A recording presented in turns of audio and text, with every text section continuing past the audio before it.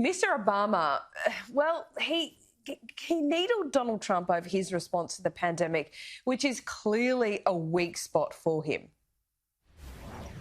Yeah, and if Joe Biden wins this election, Laura, I think it can come down to coronavirus and Donald Trump's handling of the coronavirus. But I've got to say, people in different rural areas, regional areas, are saying something else about that. But that's another matter. When it comes to Barack Obama, he's clearly a big weapon for the Democrats, maybe even a bigger weapon than Joe Biden himself. He was attacking the current president over his handling of the coronavirus, and he was in there, Orlando, Florida, doing that today at one of those drive-in rallies. There was about 300 cars there, and the people who were there, they had to be invited, but they honked their horns whenever they approved with something that he was saying. Now, there was a reason why Barack Obama was in Orlando, Florida. It's a place that's been hit really hard because of the coronavirus. It's heavy on tourism. You've got all those theme parks there, and also there's a lot of immigrants in Orlando. And they fear, not all of them, but plenty of them do fear that they may be deported if Donald Trump holds on to a second term. But as we're talking about coronavirus, the strong point for the Democrats at the moment, and they are hammering Trump over that. And here is what Barack Obama, the former president, had to say about that today. If we were focused on COVID now, the White House wouldn't be having its second outbreak in a month. The White House.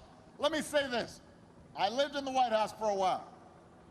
You know, it's a controlled environment. You can take some preventive measures in the White House to avoid getting sick, except this guy can't seem to do it. He's turned the White House into a hot zone. Now, that's actually the third campaign stop that Barack Obama has done for Joe Biden in just the past week alone. So he's definitely escalating his public appearances. Meanwhile, as for the president today, he's on his way to Michigan.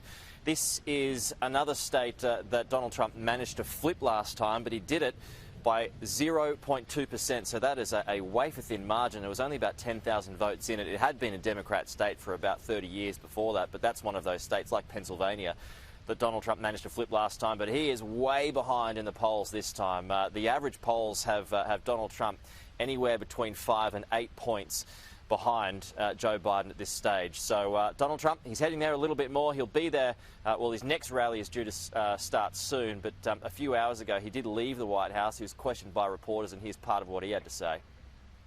We have a full day of rallies, and they're very well attended. We have thousands and thousands of people at each one, and we're doing very well. Our poll numbers are phenomenal, our real poll numbers, not the fake numbers that the media gives, but the real poll numbers are very, very strong. Many states are doing very well. Florida's doing great. You probably see it.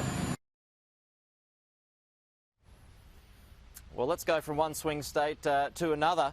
And this is a bit of a surprise one, actually. It's Georgia, and that's where we find our colleague Annalise Nielsen. She's live for us this morning. Annalise, we were talking about this last week, actually. A bit of a surprise this time around that Georgia is suddenly in play for the Democrats when they hadn't won it since, Bill Clinton's first election win back in 1992.